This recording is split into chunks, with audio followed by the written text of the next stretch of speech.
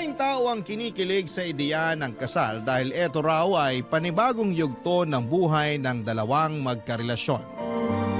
Pero hindi lahat ay palaging handa pagdating sa ganitong hakbang. Ikaw kabarangay, kailan mo nakikita ang sarili mo na maglalakad palapit sa altar para sa kasal mo sa isang taong mahal mo? Dear Papa Dudut, just call me Janine, 38 years old at matagal nang tagapakinig ng inyong programa na Barangay Love Stories. Na-discover ko ang inyong programa no minsang sumakay ako ng taxi at kayo ang pinakikinggan ng driver ng mga oras na yon. Pareho pang nadala ang emosyon namin ng driver nang dahil sa kwentong binasa ninyo noon. Tungkol sa isang asawang babae na paulit-ulit na sinasaktan ng asawa niya. Pero hindi magawang makipaghiwalay dahil sa mga anak.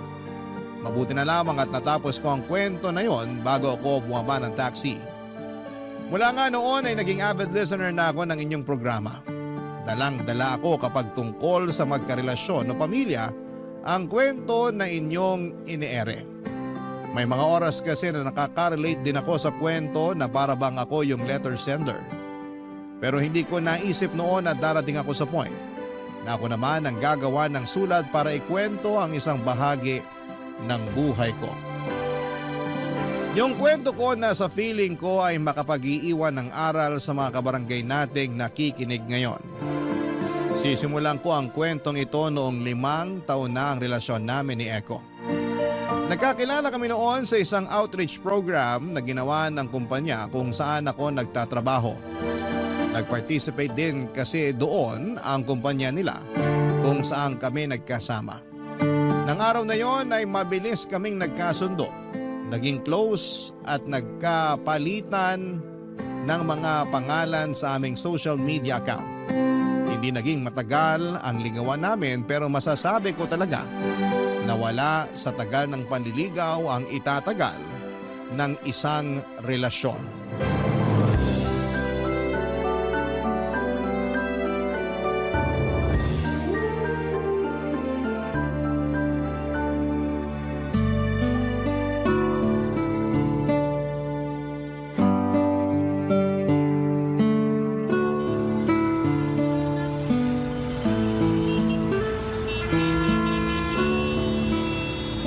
Grabe, sobrang traffic talaga sa area na to, no? Oo nga eh. Kakaandar lang ng sasakyan natin kanina tapos tumigil na naman tayo agad bago mag-stoplight. Iniwasan na nga natin ang rush hour pero naipit pa rin tayo sa traffic. Ganun talaga kapag family day tapos ganitong oras, B. Maraming mga tao ang nasa biyahe para umuwi galing sa mga kanya-kanyang date o family bonding. Sa bagay, may point ka dyan sa sinabi mo, B. Pero sarap talaga ng cordon bleu kanina na kinain ko dun sa bahay ng lola mo. Pati na yung buko salad nila, hindi talaga tinipid sa buko at gatas. Alam mo naman kapag dun sa bahay ni Lola ginanap ang family reunion at birthday niya, bawal tipirin ang mga rekado para sa pagkain na ihahanda nila. Kasi halos lahat ng mga kamag-anak namin, kahit yung mga nasa abroad, uuwi talaga para makipag-celebrate. Nakakatuwa nga kasi may program at pa-games pa talaga na ginawa kanina dun sa birthday ni Lola. Last year wala namang ganong pakulo, di ba? Wala nga, B. Ang gusto kasi ng mga tita ko, gawing mas espesyal ang 80th birthday ni Lola. Kaya nag-meeting pa talaga sila online para gumawa ng program at mga pa-games sa party. Grabe nga kasi ang daming nag-participate kanina. Kahit nga tayong dalawa hindi nakaligtas sa pagsali sa games, di ba? Oo, muntik pa nga sana tayong manalo sa newspaper dance kanina eh. Na out of balance kasi ako, kaya lumampasang pa ako sa nakatuping dyaryo habang buhat kita. Feeling ko nga, kailangan ko na talagang mag-diet. Mukha kasi nabibigatan ka na sa akin. Uy, hindi ah. Ang sexy mo kaya lalo na kanina. Kita mo nga, ang daming nakapansin ng mga kamag-anak ko na pumayat ka raw. Mas mataba ka raw nung huli ka nilang nakita. Tinanong nga nila kung ano raw ba ang diet ko. Sabi ko mahilig lang akong kumain ng stress sa trabaho kaya pumapayat ako. Yung isang tita mo na pinsan ng mami mo, nakailang tanong sa akin kung pinaghahandaan ko na raw ba yung pagbuo natin ng anak kaya nagpapapayat ako. Talaga? Ano namang sabi mo? Ang sabi ko, wala pa sa plano natin yun. Ni hindi pa nga tayo kasal tapos anak agad ang hinahanap nila sa atin? Si Lola nga, nakailang tanong din sa akin kanina kung kailan ba natin siya bibigyan ng apo sa tuhod. Actually, B, tinanong niya rin ako kanina nung kaming dalawa lang ang magkatabi sa sofa. Ang sabi niya pa, sana raw sa susunod na taon may kasama na tayong baby sa birthday niya. Masyado talagang excited si Lola na lalong palaki ng pamilya namin. Pero hindi ko rin naman siya masisi dahil karamihan sa mga pinsan ko na mas bata pa sa akin, may asawa at mga anak na. Yung mga pinsan mo na madalas nangungutang sa'yo, di ba? Oo, sila nga. Kita mo yun? May mga anak na nga sila pero parang hindi pa nila talaga kaya na bumuo ng pamilya.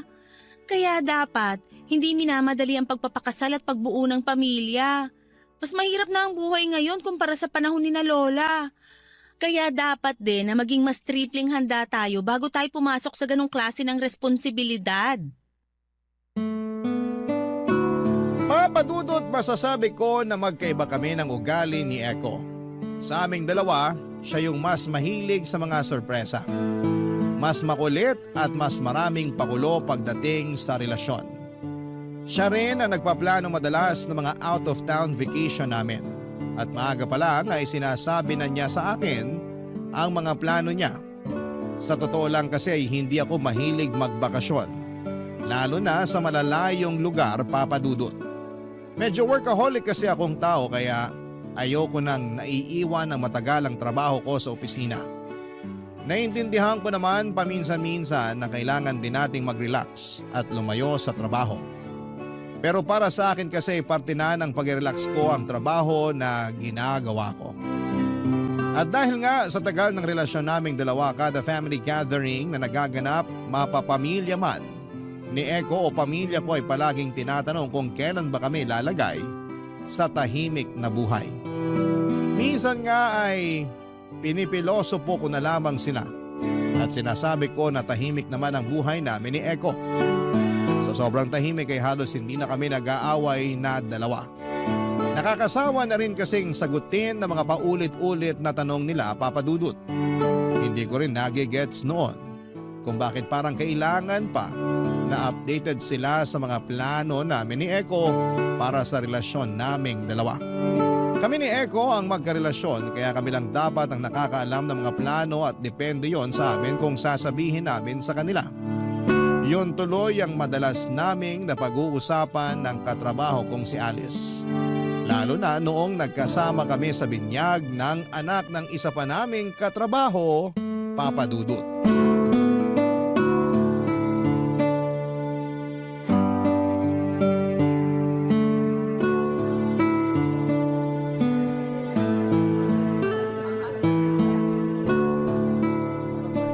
Alice, ang bongga ng birthday party ng anak ni Patricia, no? Correct ka dyan.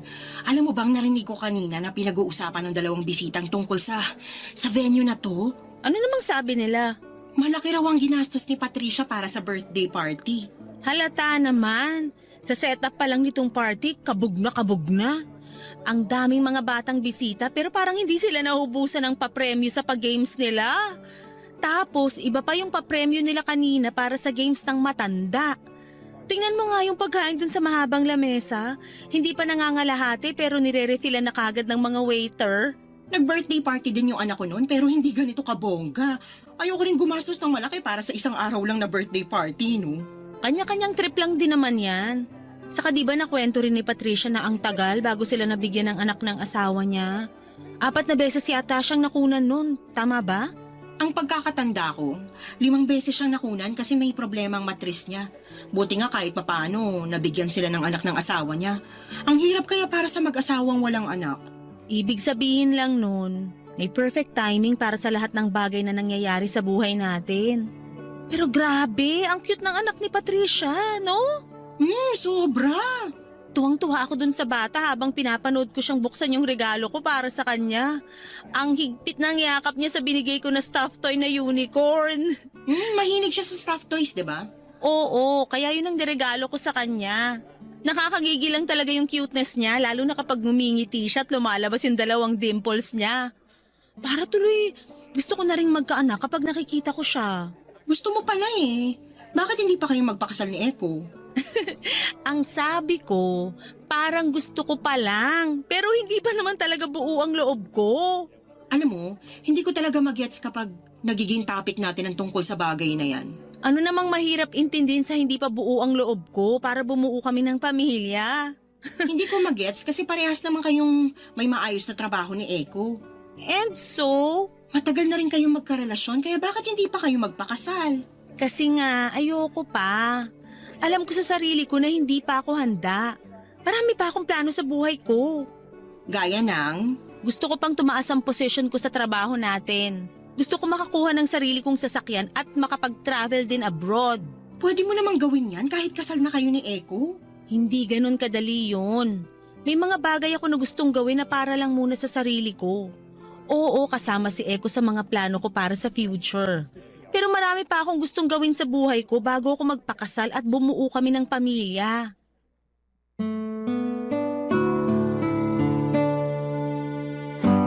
Papadudot career woman talaga ako at kahit wala na sa kalendaryo ang edad ko ay marami pa rin akong plano sa buhay at trabaho ko.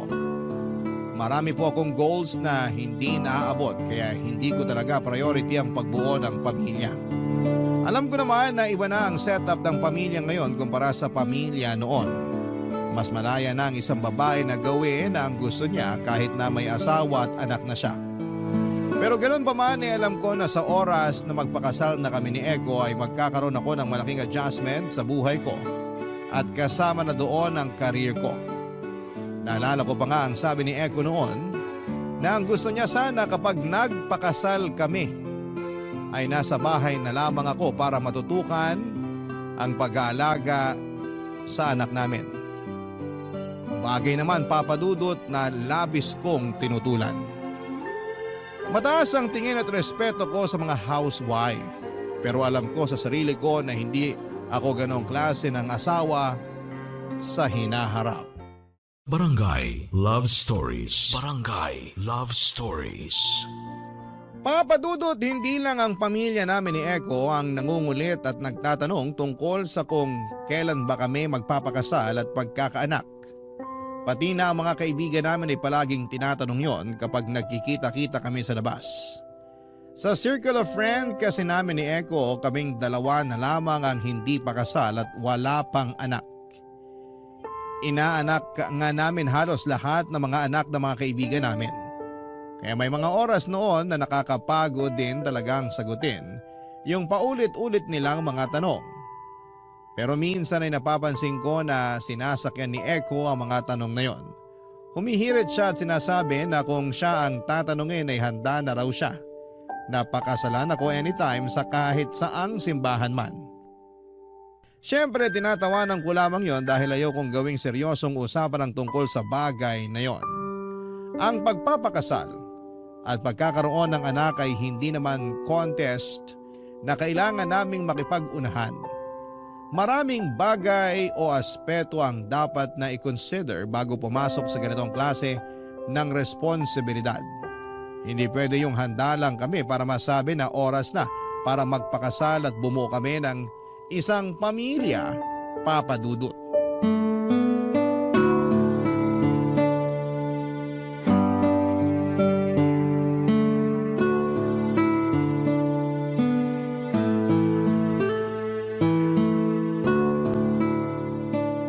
Grabe, tita. Solid sa sarap talaga tong potsero na niluto nyo. Halata nga. Parang pang-anim na kuha mo na yata ng kanin at ulam yung nasa plato mo eh. Mami! Binabantayan mo ba talaga pagkain ni Eko? Napansin ko lang naman na naparami yung kinakain niya. Nakakatuwa nga eh. Paano naman po hindi mapaparami ang kain niya? Paborito niya yung ulam na niluto niyo. Alam ko yun. Nabanggit mo yun dati. At sinadya ko rin talaga na magluto ng potsero dahil alam ko na dito maghahapunan si Eko. Ay, wow! Talaga po, tita? Oo. Naku, thank you po, tita.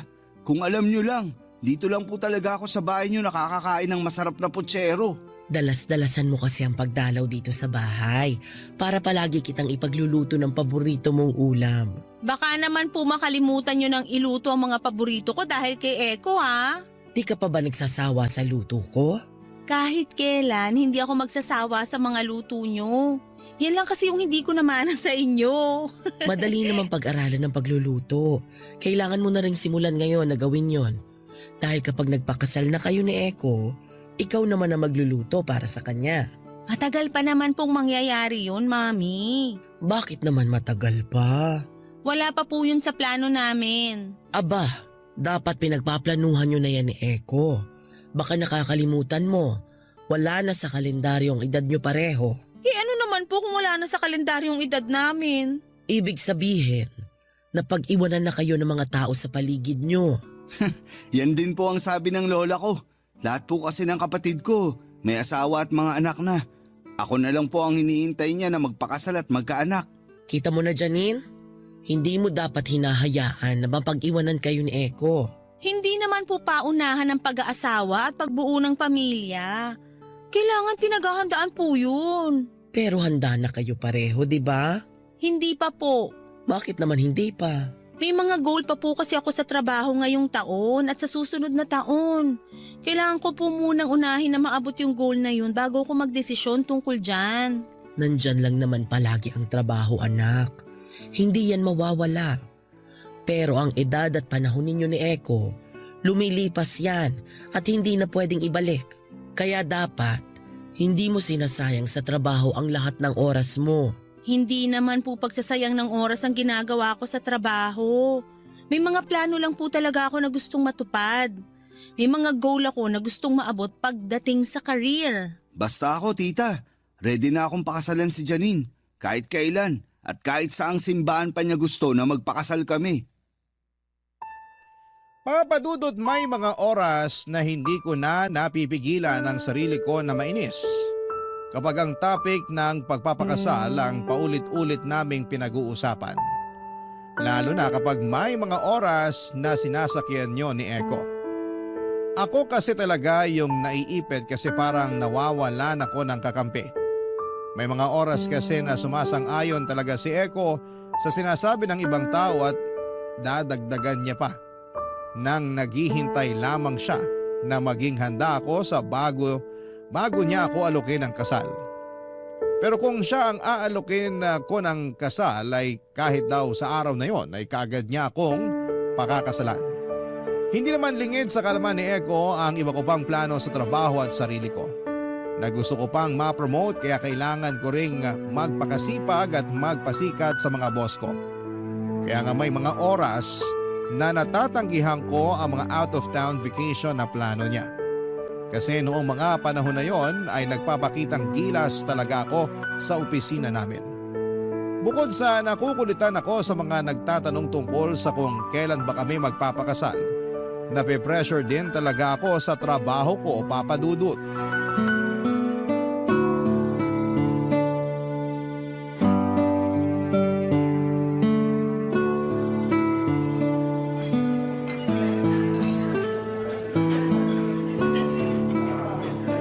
Tagal na rin pala mula nung huling beses na kumain tayo sa restaurant na to, no?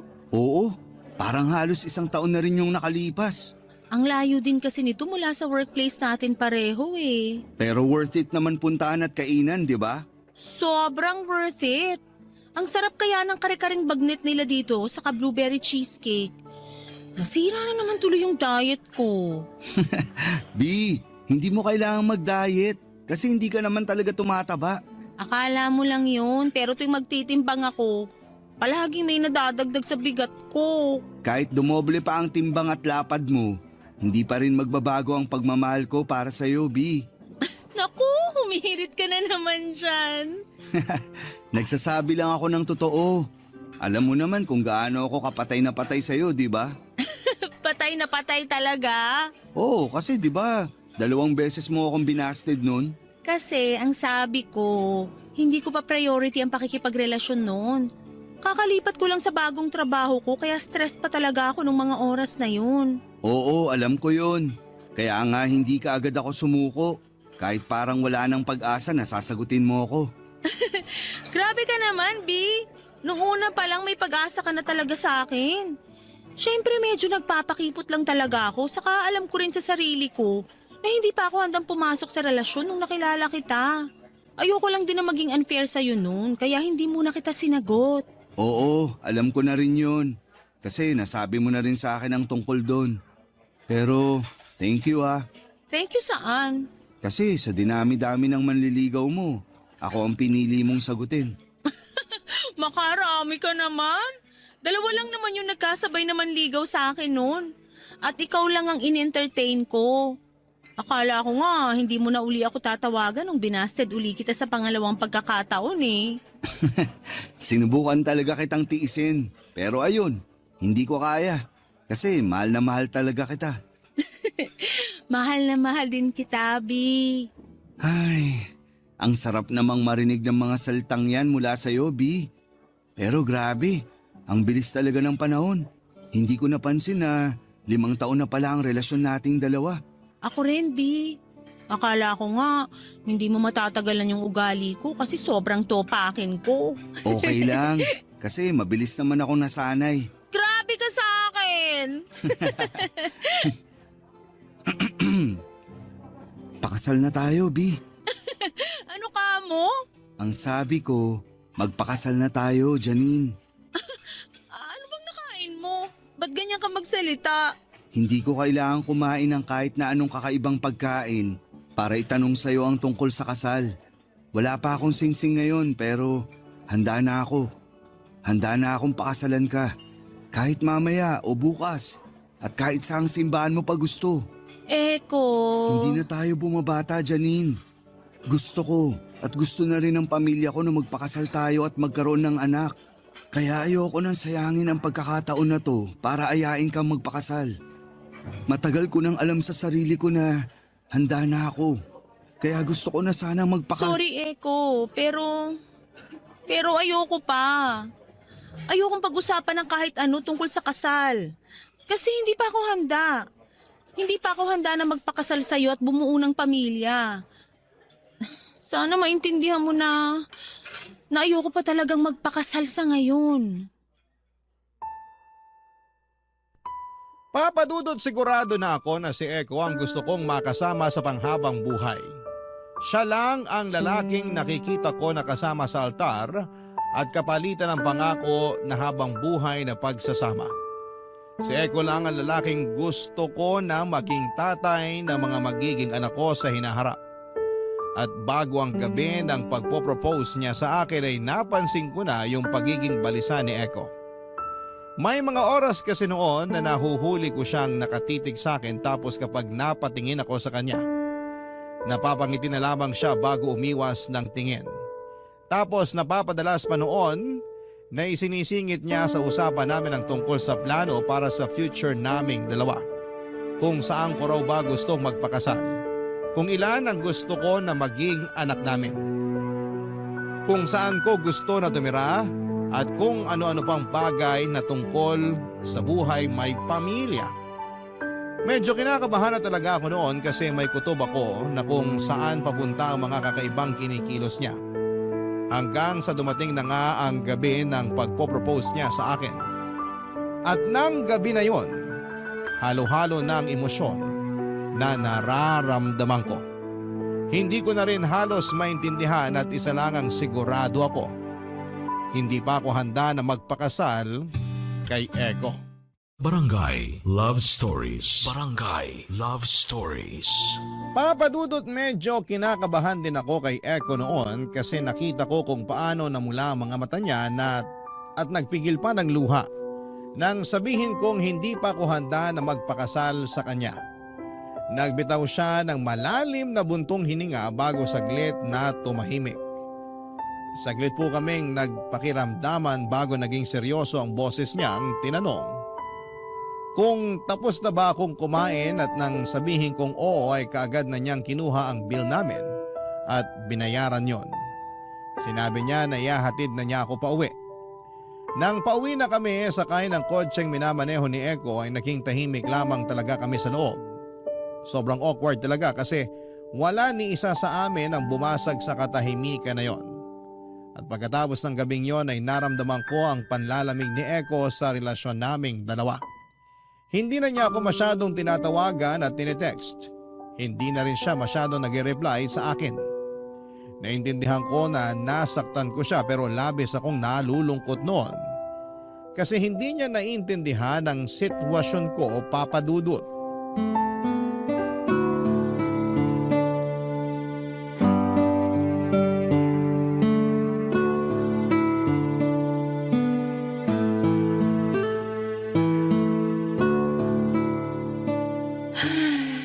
Oh, bakit ang lalim ng buntong hininga mo dyan? Wala lang. Anong wala lang? Parang halos lalabas na yung utak mo sa lalim ng buntong hininga mo. Ang OA ah. Ang OA din naman kasi ng buntong hininga mo. Ano ba kasing problema mo? Wala. Ayos lang ako. Wala? Talaga? Kahit halos hindi mo pa nagagalaw yung in-order mong one-piece chicken with spaghetti at soft drink? Wala rin kasi kung ganang kumain ngayon. Alam mo, puro ka wala. Ano ba kasi talagang gumugulo sa isip mo? Sabihin mo na sa akin para kahit papano, gumaan ang pakiramdam mo. Ay, Hindi okay ang ginagawa mong pagsasarili dyan sa iniisip mo o kung sa ano man yung problema mo. Dapat dyan kinukwento mo para naman maging maayos kahit papano yung nasa dibdib mo. Hindi yung puro kabuntong hininga tapos... inalok ako ng kasal ni Eko nung 1 linggo. OMG talaga? Oo. So ibig sabihin, magpapakasal na kayong dalawa? Grabe, Janine. Finally, naisipan mo na rin lumagay sa tahimik. Hindi yung puro trabaho na lang yung inaatupag mo. Sa wakas, mararanasan mo na rin kung gaano kasarap yung pakiramdam ng maging asawa. Sobrang excited na ako para sa'yo.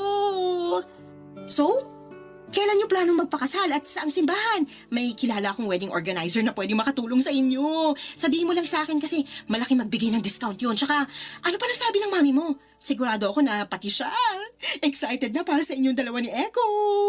Hindi ako sumagot ng oo nung alukin ako ng kasal ni Eko. Ano? Hindi pa kami magpapakasal. Bakit naman? Hindi pa nga ako handa. Yun naman ang palagi kong sinasabi pag nagtatanong kayo sa akin kung bakit hindi pa kami nagpapakasal ni Eko. Ayoko pa. Kasi marami pa akong plano sa buhay. Bakit hindi mo isama si Eko sa mga plano na yun? Gusto ko pa na i-enjoy ang buhay nang walang kahit na anong responsibilidad na nakatali sa akin. Sigurado naman na akong si Eko na ang gusto kong makasama habang buhay pero hindi pa ngayon. Marami pa akong gustong marating habang hindi pa kasal at wala pa kaming anak. May mga sariling goal pa ako na gustong maabot na pwedeng ma-delay kapag nagsimula na kaming bumuo ng pamilya ni Eko. Ano namang sabi ni Eko nang tanggihan mo yung alok niya sa'yo? Tumahimik lang siya noon tapos hindi na kami halos nag-usap. Iniiwasan niya rin ako. Hindi niya sinasagot mga tawag ko. Malamang nasaktan yung tao kaya tatahimik talaga yun. Hindi rin naman naging madali sa akin yung naging sagot ko sa kanya. Mahirap din yun pero ayokong isipin niya na ready na rin ako kagaya niya. Ayokong umasa siya na kaya ko nang mag-settle down kami anytime. Hindi pa kasi talaga ako handa. At ayoko rin na gumawa ng desisyon na pwedeng pagsisihan ko sa hinaharap. Okay, nagigets ko ng point mo. Pero, hindi ko rin naman masisisi si Eko sa ginagawa niyang pag-iwas sa'yo kasi nga, sobrang nasaktan yung tao eh.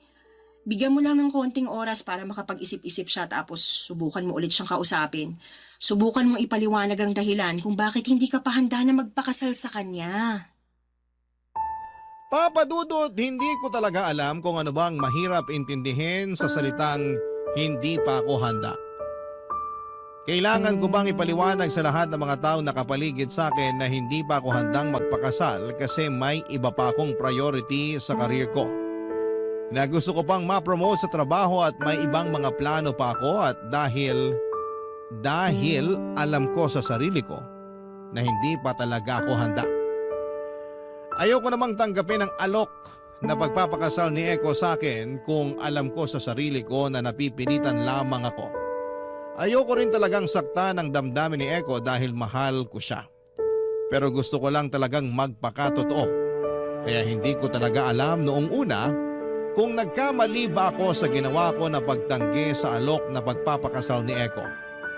Hindi lang naman siya ang nasaktan kung hindi pati na rin ako dahil sa pag-iwas na ginagawa niya sa akin noon.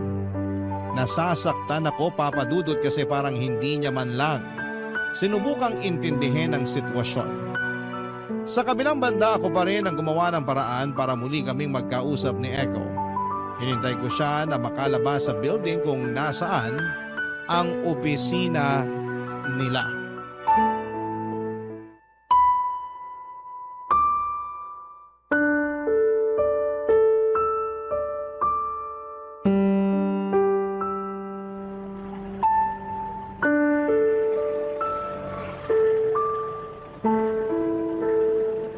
Eko, sandali lang.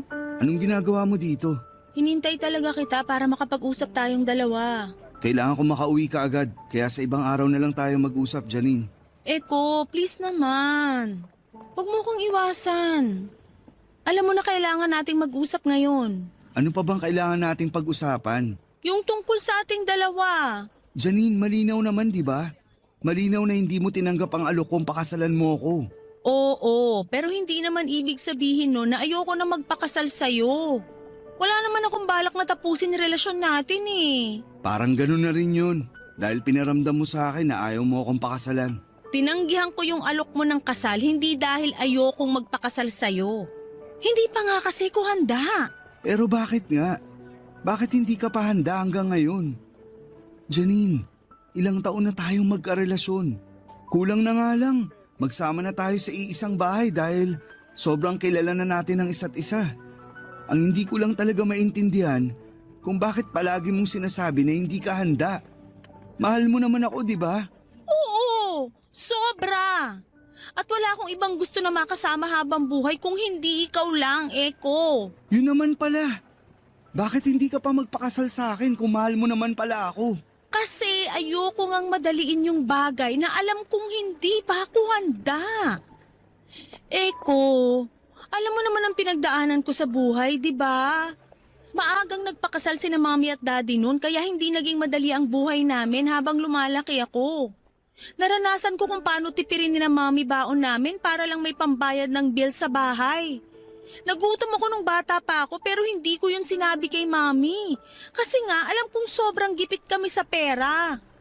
Nag-working student ako para lang makatulong sa bahay at makatapos ng pag-aaral ko. Marami kaming hirap na pinagdaanan bago naging maayos at magaang ang buhay namin. Kung iniisip mo na baka mararanasan yun ng magiging anak natin, hindi ko hahayaan na mangyari yun. Pareho tayong may trabaho at magtutulungan tayo sa lahat ng bagay. Pero natatakot pa rin ako, Eko. Palagi kong naririnig nun kay mami na marami pa siyang bagay na gustong gawin sa buhay bago sila nagpakasal ni daddy. Hindi siya nagsisisi sa pamilya na meron siya ngayon.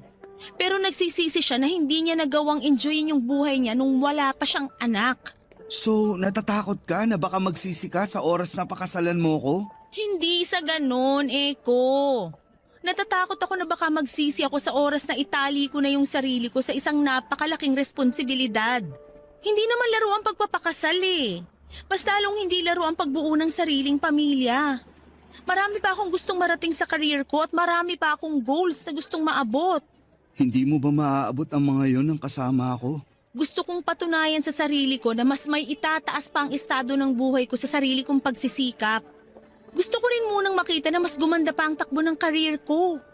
Hindi rin tumadali para sa akin. Nahihirapan ako, maniwala ka man o hindi. Takot na takot din ako.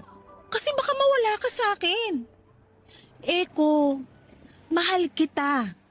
At kung talagang mahal mo ko, irerespeto mo yung desisyon ko.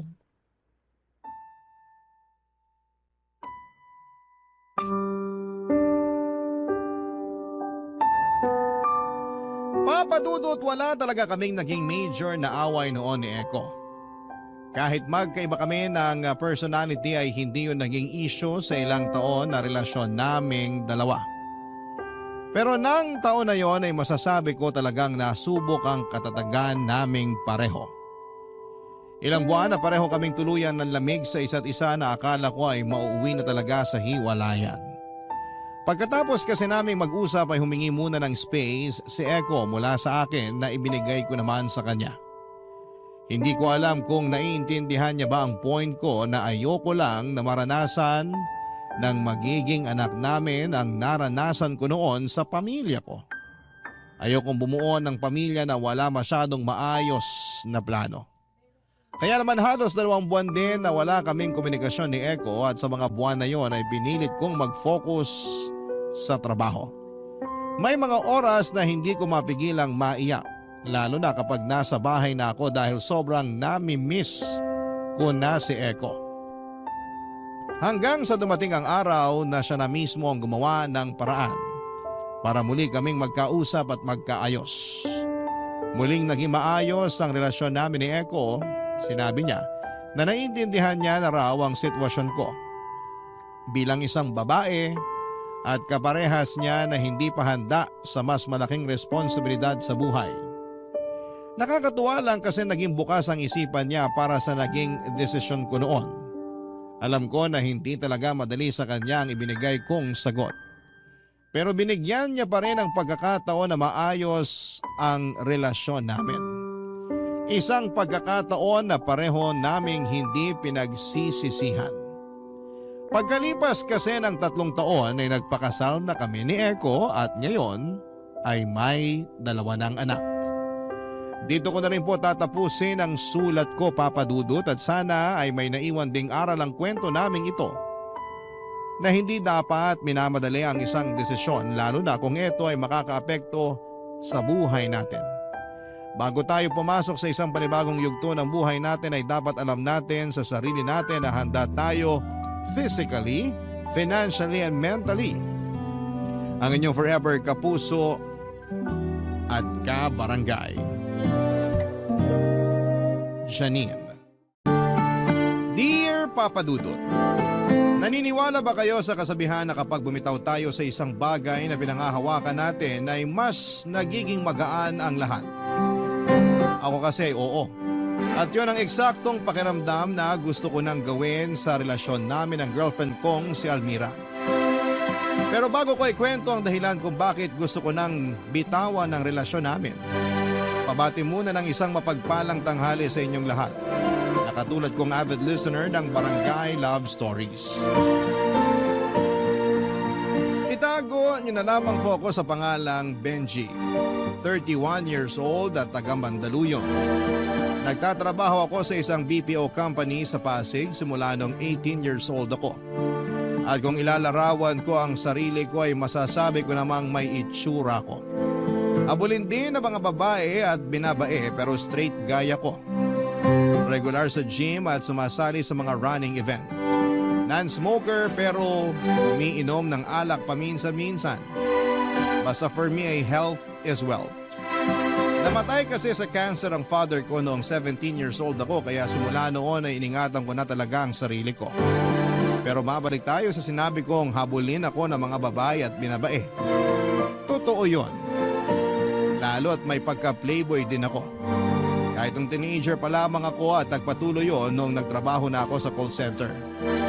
Pero good boy ako sa mata ng mga relatives ko at ang nakakaalam lang ng pagiging mapaglaro ko sa mga babae ay ang pinsan at best friend kong si Emerson, Papa Dudut.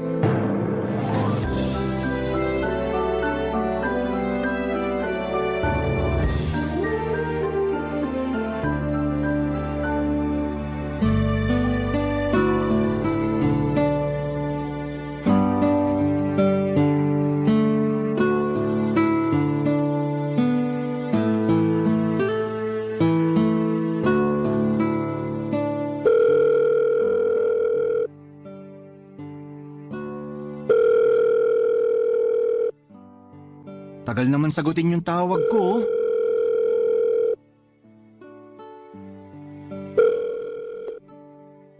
Hello? Sa wakas, sinagot mo rin, tol. Sorry, tol. May ginawa lang ako. Tinulungan ko lang si mama sa kusina. Ha? Anong ginagawa mo sa kusina? Pambabaeng trabaho yan. Siyempre ako yung naghiwa ng mga sangkap na gagamitin niya sa pagluluto. Saka anong pambabaeng trabaho? May mga kusinerong lalaki, no? Oo na. Parang binibiro ka lang eh. Ano ba kasing dahilan? Bakit ka napatawag? Itatanong ko lang kung okay lang magdala ng babae dyan sa inyo. Ah, yung girlfriend mo ba? Si Lilia? Oo naman. Yun! Pero hindi ko girlfriend. Tsaka hindi na si Lilia. Iba na to. Anong ibig mong sabihin? Break na kami ni Lilia. Masyadong controlling. Palibhasa, Scorpio ang zodiac sign. Ganun ba yun? Ewan ko, nababasa ko lang sa Facebook. At naniwala ka naman. Oo, kasi ganun si Lilia. Kaya nga kami nag-break eh. Maniwala sa'yo. Ang sabihin mo, babaero ka lang talaga. Uy, shh ka lang dyan. Mamaya marinig ka nila tita, ano pa isipin nun sa akin? Malamang dahil sa iba't ibang babae na sinasama mo sa mga gathering natin, iisipin talaga nila na babaero ka. Ganun ba yun? Sige na nga, hindi ko na muna isasama tong babae ko. Total, hindi pa naman nagiging kami. Eh anong tawag sa inyo? May mutual understanding? Ewan ko sa'yo. Ang tanda-tanda mo na. 30 years old ka na. Pero bakit kasi hindi ka pa rin maging stick to one? Sa gwapo kong to, mahirap sa akin maging stick to one, no? Tsaka maraming magaganda at sexy na babae sa mundo. Mga katwiran mo talaga laging wala sa hulog. Napapaisip tuloy ako kung may tsansa pa ba na tumino ka. Ako nga, hindi ko iniisip yung bagay na yan. Kaya wag mo na rin masyadong isipin. Basta, ikaw lang nakakaalam ng pagiging playboy ko. Oo, kaya nga nag-aalala pa rin ako na baka isang araw makarama ka na lang sa pinagagagawa mong yan. At bakit naman ako makakarma? Tinatanong mo pa talaga? Siyempre, nananakit ka ng puso ng mga babae. Pinapaasa mo sila tapos iniiwalayan. Ganun talaga nangyayari sa isang relasyon kapag hindi nag-workout ang dalawang tao. Naghihiwalay. Kesa naman patuloy pa sila magsama kahit na hindi ganun katindi yung pagmamahal nila sa isa't isa. Paano mo nasasabi yan? Kung hindi mo naman binigay yung 100% na pagmamahal mo sa isang babae. Para sa akin, hindi ko pa nakikilala yung babaeng bibigyan ko ng 100% ng pagmamahal ko. Kaya habang wala pa siya, trial and error muna. Ewan ko sa'yo, mga katwiran mo talaga. Kung hindi wala sa hulog, bulok. Hayaan mo na lang kasi ako sa ginagawa ko. Total masaya naman ako. Hindi lahat ng masaya ay mabuti na. Tandaan mo pa rin yun. Oo na. At lagi ko pa rin papaalala sa'yo na mag-ingat ka sa gawain mong yan. Lalo na papalit-palit ka ng partner. Baka magkasakit ka niyan. Ewan ko na lang talaga sa'yo. Maingat ako, huwag kang mag-alala. Pero salamat pa rin sa paalala. Walang anuman. Anong oras ka ba pupunta rito sa bahay? Inaantay ka nila mama at papa. Anniversary pa naman nila. Huwag mo silang iinjanin. Mga bago mag-alas 12, nandyan na ako. At oo naman, hindi ko i-injanin sina tito at tita. Okay, see you later sa bahay. See you later, bye. Papadudot anak ng tiyuhing kong pastor si Emerson kaya ganon ang ugali niya. Yun bang literal na good boy tapos ako ay mapagpanggap lamang. Pero sa kabila ng lahat ay hindi naman siya judgmental kaya sa kanya ako nakakapag-open up ng mga nangyayari sa buhay ko.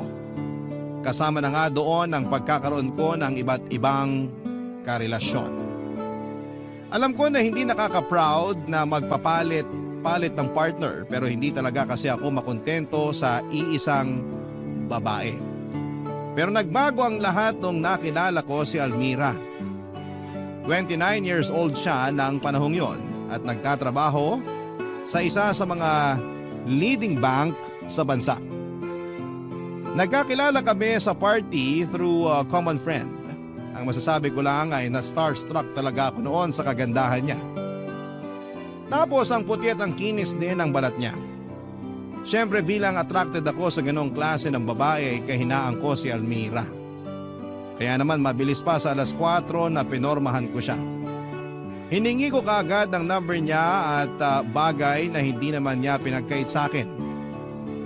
Doon na nga kami nagumpisang mag-usap at nalaman ko nga na NBSB siya o no boyfriend since birth. Kaya naisip ko na chance ko na yon para mapasagot siya at maging kauna-unahang boyfriend niya.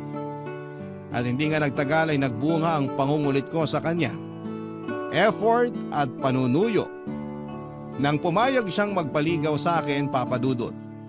Pagkalipas nga ng 2 buwan ay sinagot na niya ako at ganap na kaming magkasintahan.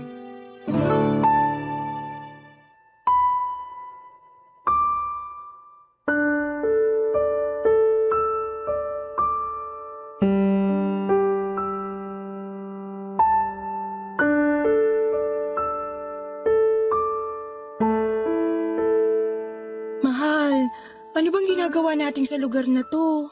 Ano pa nga bang ginagawa ng mag-boyfriend at girlfriend sa lugar na to?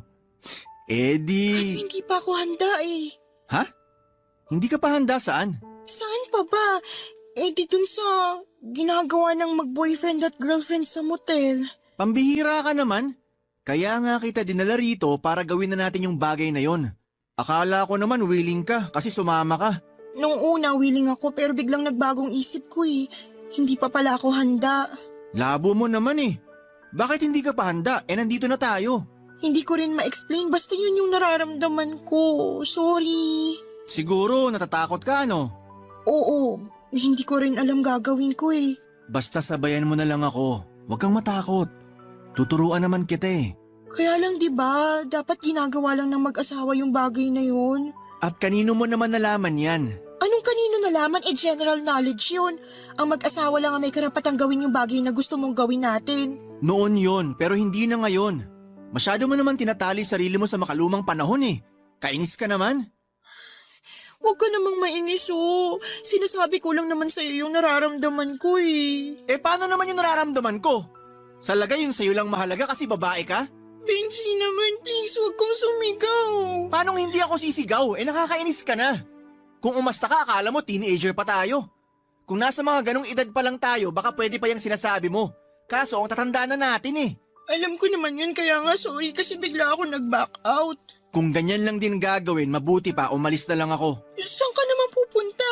Hindi ko alam. Basta malayo sa'yo. Please, wag ka namang umalis. Wag mo naman akong iwan mag-isa rito. Anong gagawin ko rito?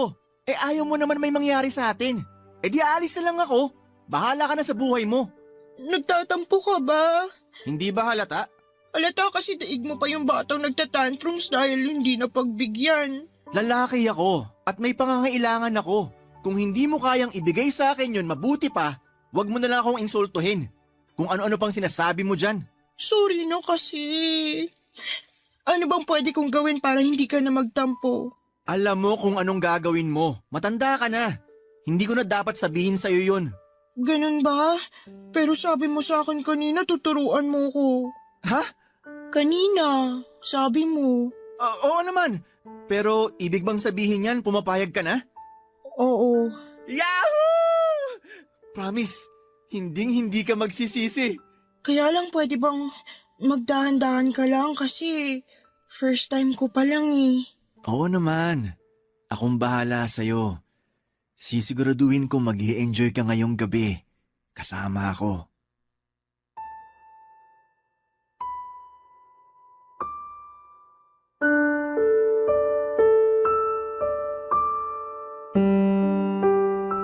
Papadudod doon ko na-realize na medyo makalumang tao si Almira.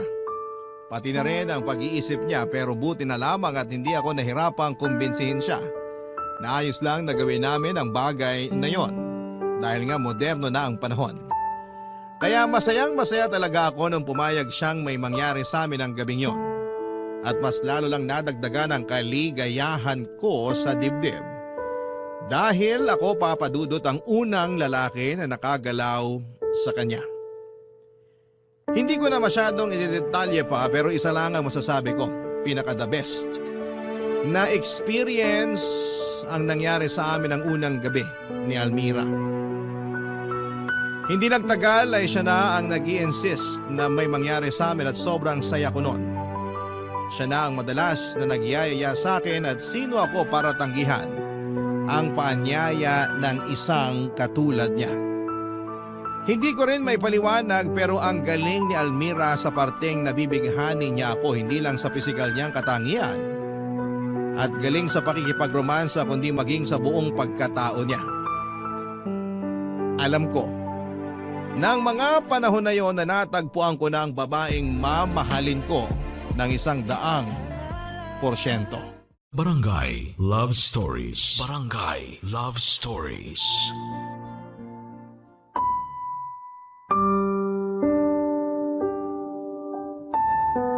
Papadudot ang unang beses naming ginawa na ni Almira yon ay nasundan pa nga ng mas marami pang beses. Masaya ako kasi hindi lang ako ang nag-i-enjoy sa mga ginagawa namin kundi maging siya rin. Minsan pa nga niyang nasabi sa akin na ginising ko raw ang natutulog niyang pagkababae. Kaya medyo proud ako pagdating sa bagay na yon. Kaya lang kung hindi naman kami magkasama ni Almira at kung walang nangyayari sa amin ay subsob sa trabaho ang girlfriend ko. Palibhas ay mataas ang posisyon niya sa pinagtatrabahuhan niya, bagay na hindi ko kinatutuwa lalo kapag feeling ko ay wala na siyang oras sa akin. Kaya nga hindi ko naman napigilan ang sarili kong tumingin sa ibang babae. Pampawala ng lungkot o bagot sa relasyon namin ni Almira. Sa ganong paraan ay hindi ko masyadong dinaramdam ang pagtanggi niya sa pag-aaya kong lumabas, kesyo marami nga siyang ginagawa sa trabaho o pagod dahil sa trabaho. Pero sigurado naman ako sa sarili ko na mahal ko si Almira dahil hindi naman ako nahuhulog sa mga babaeng nagugustuhan ko. Gusto ko lang silang kasama. Hindi ko naman sinabing mahal ko na, Papa Dudut.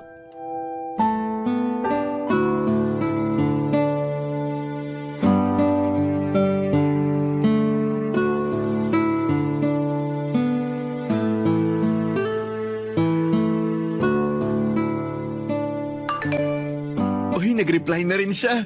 Si Almira? Akala ko ba nasa seminar sila ngayon? Oo nga. Bakit? Sinabi ko bang si Almira yung nag-reply? Nag-assume lang ako kasi ang lapad ng ngiti mo. Kulang na lang mapunit yung pisngi mo. Oh. Tapos malalaman kong hindi pala yan si Almira. Sino yan ha? Wala lang to. Kailan ka pa naging chismoso ha? Alam kong masama maging tsismoso. Pero mas masama yung may iba kang babaeng inaatupag habang busy ang girlfriend mo. Ikaw nang may sabi, busy ang girlfriend ko. Kaya nga may kasabihan na, pag wala ang pusa, naglalaro ang daga. Kung ganun, totoo nga na may ibang babae ka?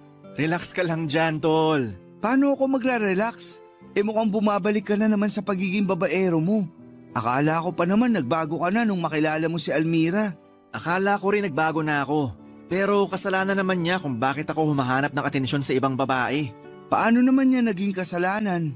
Yung pagiging busy niya sa trabaho, kaya nawawala na siya ng panahon sa akin. Pero may trabaho ka rin naman, di ba? Dapat alam mo yung pakiramdam na yun. Meron at alam ko naman yon. Pero mas busy sa akin si Almira.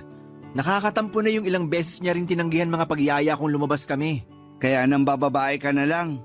Oo na hindi. Anong oo na hindi? Labo mo naman? Oo, pero hindi ko naman mahal tong babaeng to. Kumbaga libangan ko lang siya para hindi ko masyadong maramdaman yung pagka-busy sa trabaho ng girlfriend ko. Tsaka si Almira pa rin naman ang mahal ko. Ang alam ko sa pagmamahal, dapat nananatili kang tapat sa taong mahal mo. Yun yung sayo, pero iba naman yung alam ko. Ewan ko sa'yo, Benji. Hayaan mo na lang kasi ako sa ginagawa ko. Malaki na ako, alam ko na to. Paano kita hahayaan? Masama nga yan. May girlfriend kang tao. Ipapaalala ko lang sa'yo. Sigurado pag nalaman ni Almira yung pagiging babaero mo, hihiwalayan ka nun. Wag naman, mahal ko yun eh. Kung talagang mahal mo si Almira, hahanap ka ng ibang pagkakaabalahan. Hindi ang pambababae mo. Marami naman dyan eh. Wala ka bang sasaliyang marathon dyan? Para kahit paano malibang ka naman. Wala eh. Tsaka tinatamad na akong sumali. Mabuti pa, sumama ka na lang sa akin. Kung sa church yan, pas ako. Alam kong sasabihin mo yan, kaya hindi tayo dun pupunta. Eh saan? Sa book fair. Meron dito sa Metro Manila at gusto kong puntahan. Dun mo ako samahan. Boring naman nun, puro libro. Kaya nga book fair. Anong ine-expect mong makita? Mga alak? Oo, tsaka mga babaeng sumasayaw sa pole. Biro lang. Ikaw lang yung tumanda pero paurong. Sakit mo naman magsalita. Biro nga lang, di ba? Biruin mo na ang lasing, pati na ang bagong gising pero wag lang ako. Wag ka na kasing pikon, tol. Basta, tigilan mo na yung paglalaro mo ng apoy. Matanda ka na eh. Matakot ka na lang din mapaso, sinasabi ko sa'yo.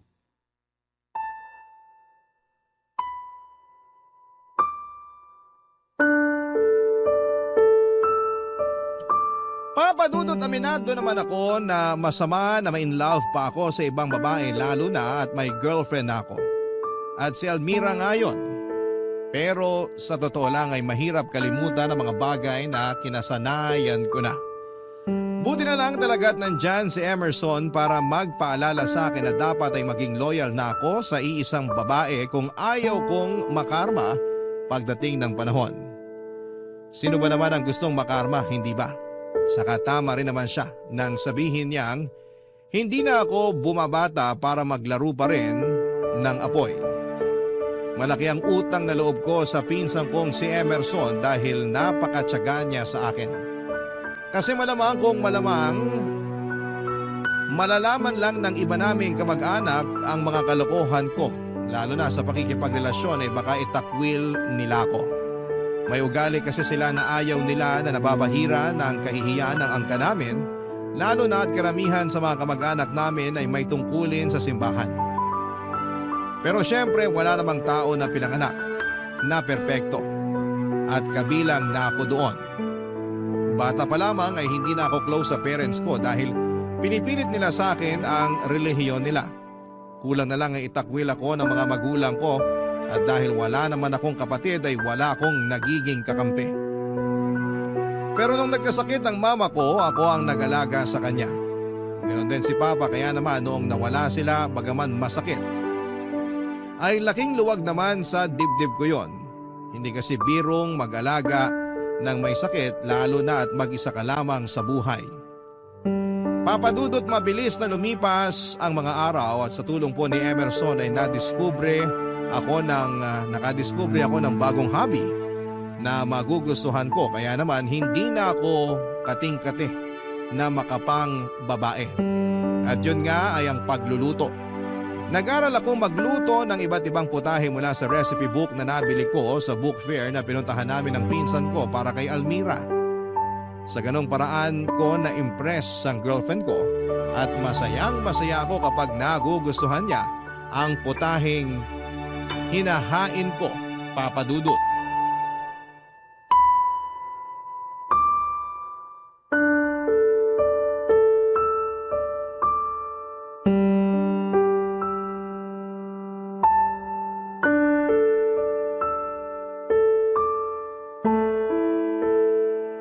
Mahal, baka naman pwede mo na akong pagbigyan. Alam mo namang miss na kita eh. Miss na rin kita pero wag mo na ngayon. Ha? Bakit? Kasi masama pakiramdam ko eh. Masama pakiramdam mo? Nakapunta ka nga rito sa apartment ko. Pumunta ako rito kasi gusto kitang makasama, hindi para makipagsiping sa'yo. Tsaka, hindi ka ba nakakaintindi? Masama nga pakiramdam ko, masakit puson ko. Meron ako. Ano ba yan? Wrong timing naman. At yun pa talaga yung naisip mo? Bakit ba kasi nagpunta ka pa rito kung meron ka? Sana pinahinga mo na lang sa inyo. Di ba sinabi ko na nga gusto kitang makasama?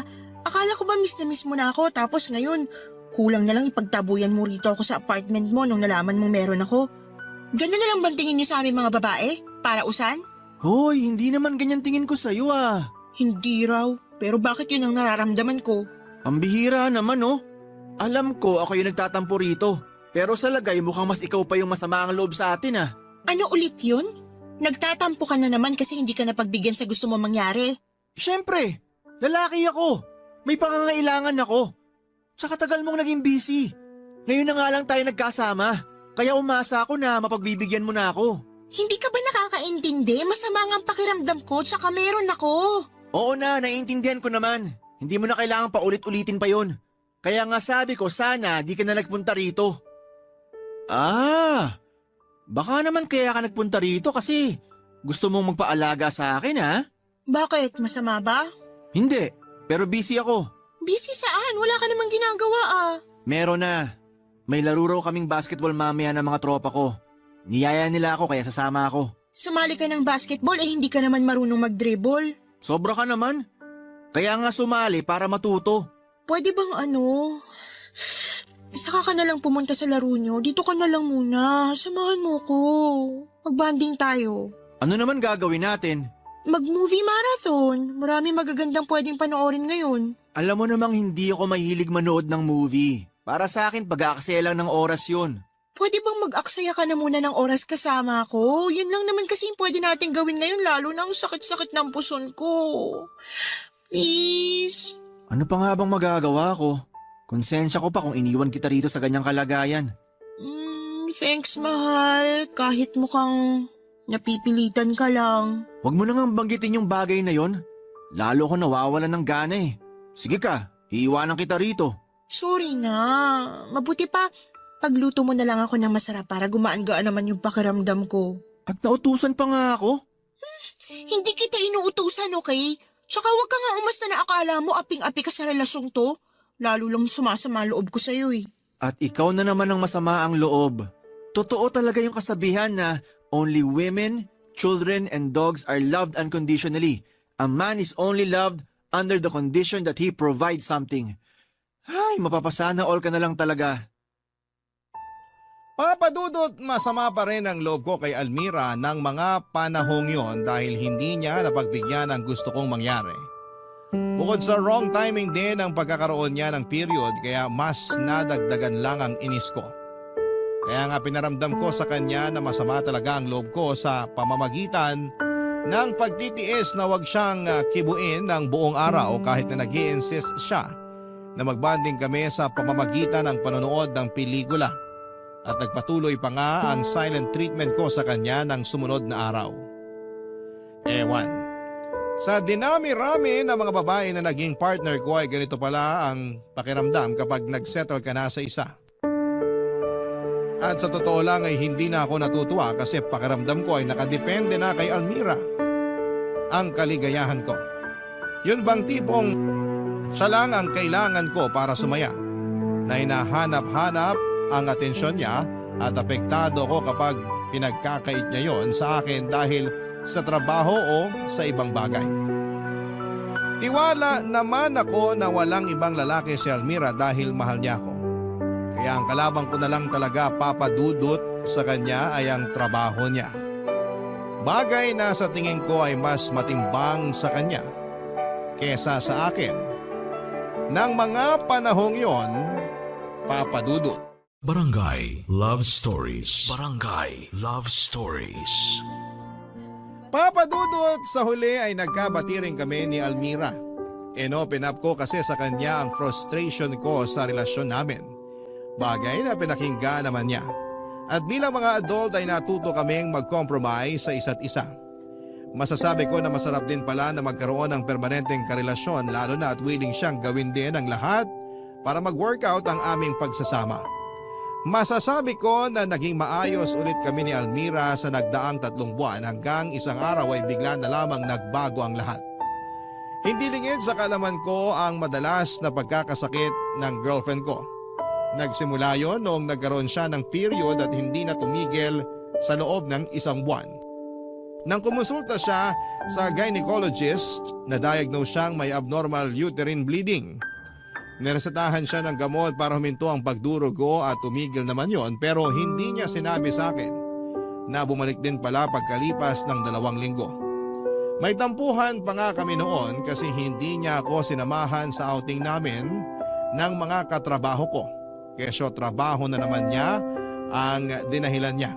Kaya nga noong kinompronta ko siya ay doon ko na nalaman ang katotohanan, papadudot.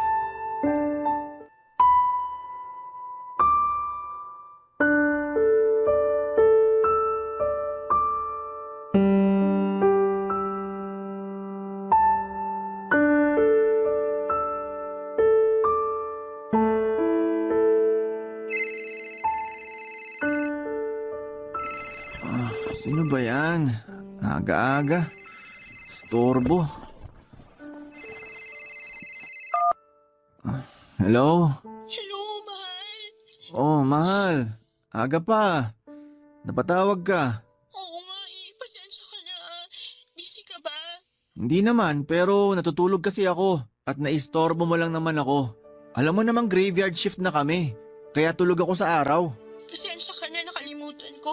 Masyado kasi akong occupied. Occupied sa work mo? Hindi na bago yun. Mas madalas pa nga na trabaho mo laman ng isip mo kesa relasyon natin.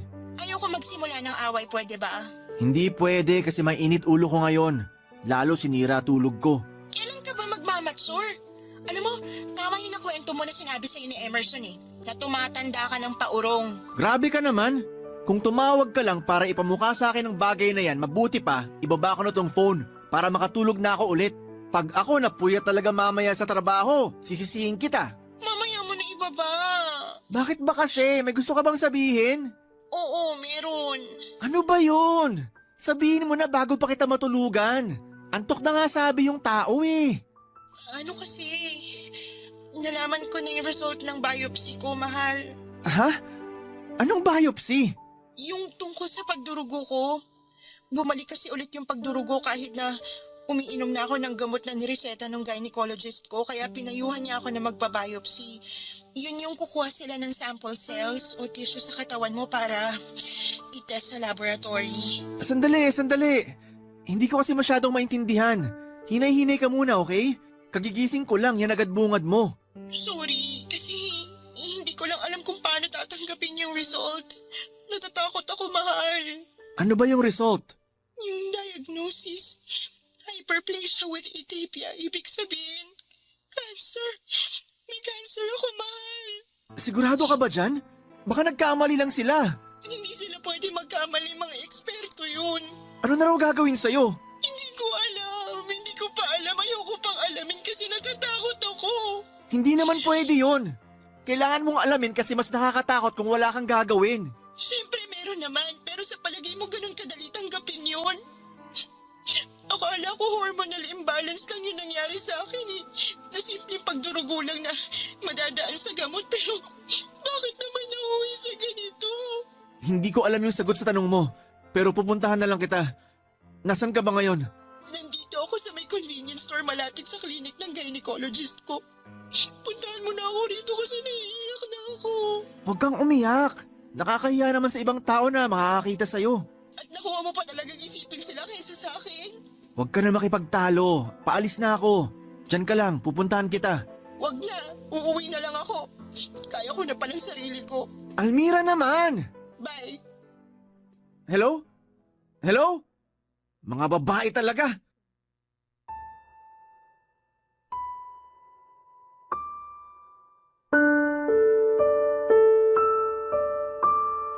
Papadudot gulat na gulat ako nang malaman ko ang resulta ng biopsy ni Almira. Pakiramdam ko ay pinagsakluban ako ng langit at lupa na pati siya ay tinamaan din ng cancer. Bigla tuloy bumalik sa akin yung alaala ko noong inaalagaan ko ang mga magulang ko na nagkasakit din.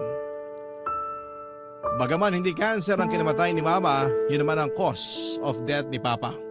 Natakot ako kasi alam ko sa sarili ko na mauulit na naman ang pinagdaanan ko habang inaasikaso ang mga magulang ko noong may sakit sila hanggang sa kanilang kamatayan. Pero syempre nanaig pa rin ang awa ko sa girlfriend ko. Nalungkot ako ng husto sa kalagayan niya at bilang boyfriend niya, responsibilidad ko siya, papadudot. Katulad ko kasi ay ulilang lubos na si Almira. May isa siyang nakababatang kapatid pero nasa Mindanao at madalang na lamang din ang kanilang komunikasyon. Ang pinakamalapit niyang kamag-anak ay nasa Camarines Norte. Kaya nga ako ang kasakasama ni Almira sa pagpapagamot niya noong lumala na ang sakit niya. Na-diagnose siya na mayroong endometrial cancer o cancer sa lining ng kanyang matres. At sa loob ng 7 buwan ay aaminin kong naubos na ako at nawala na ng pag-asa. Kaya nga nasabi ko sa pinsang kong si Emerson kung gaano na ako kapagod at gusto ko nang bumitaw, papadudot.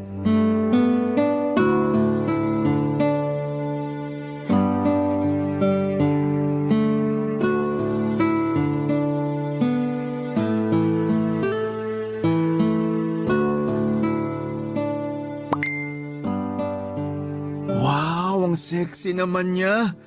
Ganda ng katawan. Ang kinis ng balat, tsaka ang puti. Sino yan? Bago kong natitipuhang babae. Natitipuang babae? May girlfriend ka na, di ba? Oo, pero hindi ko kasi mapigilan. Kahinahan ko mga mapuputi tsaka makikinis ang balat. Tol, nasisiraan ka na ba ng ulo?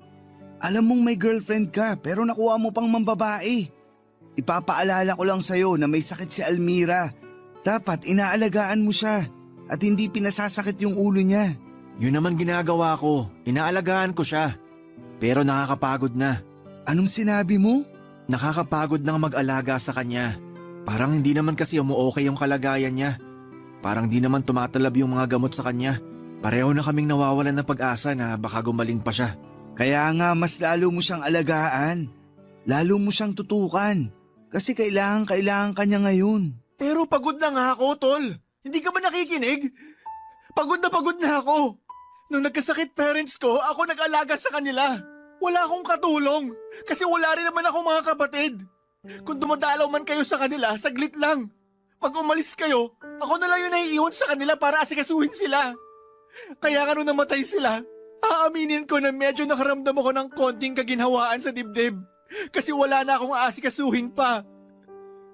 Tapos ngayon, mauulit na naman kay Almira yung pinagdaanan ko noon sa mga magulang ko. Parang di naman yata patas yun. Anong hindi patas dun? Paanong hindi naging patas yun? Sa inyong dalawa, siya yung may mas mabigat na pinagdaraanan. Yan tayo eh. Porque hindi ako yung may sakit, ibig bang sabihin ayos na sa akin ang lahat? Hindi ka ba nakinig? Nakakapagod mag-alaga ng may sakit. Tsaka bakit kasi kailangan niya pa magkasakit ng ganon? Paano na lang yung mga pangarap namin? Hindi na yun matutupad. Kasi baka bukas o sa makalawa, kunin na rin siya sa akin. Bakit ka ba ganyan mag-isip? Habang may buhay, may pag-asa. Hindi totoo yan. Kasi umasa rin naman ako noon na gagaling ang mga magulang ko. Pero ang ending, pareho lang silang kinuha sa akin. Kaya nga hinanda ko na yung sarili ko sakaling may mangyaring di inaasahan kay Almira. Eto na nga, nagmo-move on na ako. Sa pamamagitan ng paghahanap ng ibang babae na pagtutuunan ko ng pansin. Mali pa rin yung paraan mo. Hindi tama na habang buhay pa si Almira at lumalaban siya sa sakit niya, nagmo-move on ka na at nambababae. Matakot ka nga sa karma. Natakot na ako noon sa karma. Kaya nga nagpakatino ako sa kanya. Pero anong ginanti sa akin ng kapalaran? Yung pagkakaroon ng cancer ng girlfriend ko? Kung hindi ba naman talaga patas ang mundo para sa lahat ng tao? Sakto! Ako pa yung naambunan ng kamalasan. Alam mo kung ano yung nasa isip ko ngayon? Ano? Na hinihintay ko na lang na kunin sa akin si Almira. Para matapos na ang lahat. Benji naman! Dun lang tayo sa makatotohanan, tol. Ayoko nang umasa para mabigulang ulit. Kaya mabuti pa. Hayaan mo na lang ako sa pambababae ko. Sa nalilibang ako sa ganitong paraan. At nakakalimutan ko yung nangyayari kay Almira. Kaya kung di mo ako kayang suportahan, wag mo na lang akong pakialaman. Please lang.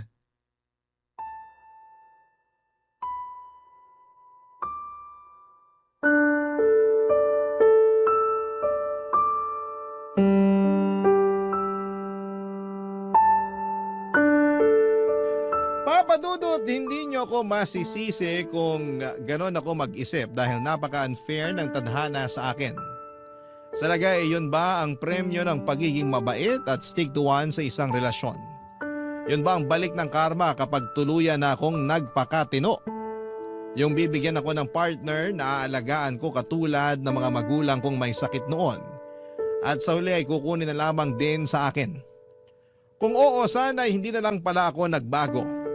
Para hindi ko na ulit pagdaanan yung ganong klase ng karanasan kasi nakakapagod na. Sa kasalukuyan, papadudod ay tuloy-tuloy ang gamutan ni Almira at imbes na bumuti ang kanyang kalagayan, lalo lang lumala ang kanyang karamdaman. At ako ang sumasalo ng lahat ng pagod sa pag-aalaga sa kanya kaya nga naisip ko na gusto ko na lamang bumitaw sa relasyon namin para matapos na. Pero hindi ko naman magagawa yon dahil ako lang din ang inaasahan ni Almira. Kaya nga kung totoo ang himala, sana ay maghimala ang Diyos. Na sana ay pagalingin na niya ang girlfriend ko.